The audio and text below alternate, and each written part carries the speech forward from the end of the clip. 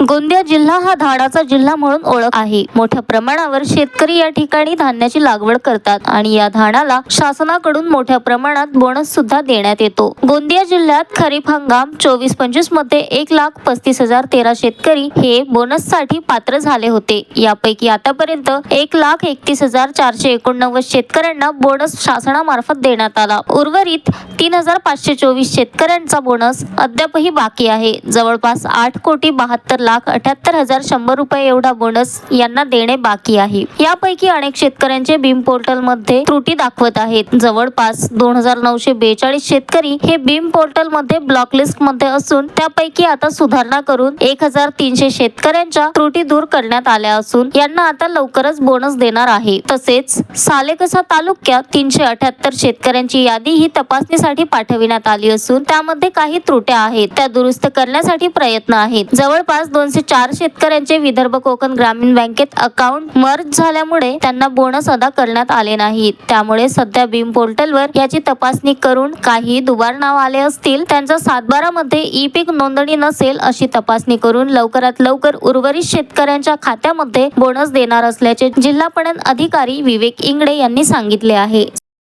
हंगाम खरीप 24-25 साठी 1,35,013 शेतकरी पात्र ठरले होते बोनससाठी। त्यापैकी 1,31,489 शेतकऱ्यांच्या खात्यावर खरीप पणन हंगामामधील प्रोत्साहनपर राशी बोनस चुकारी अदा करण्यात आली आहे।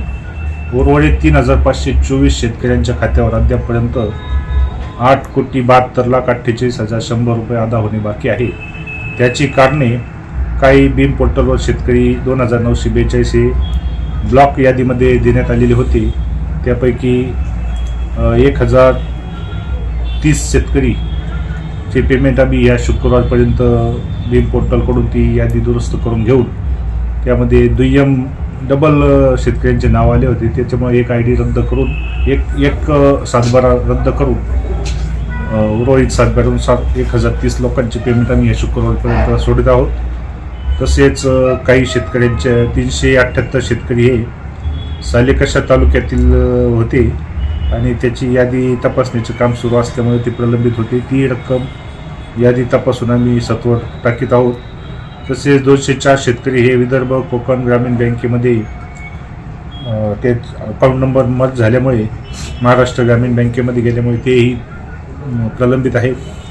ब्लॉक शेतकऱ्याबाबत भीमकडून सुधारणा करण्याबाबत भीमला कळवलेले आहे आणि या बाबतीमध्ये शेतकऱ्यांना होईल तत्वर जेवढ्या लवकर शक्य होईल तेवढे आम्ही प्रयत्न करीत आहोत।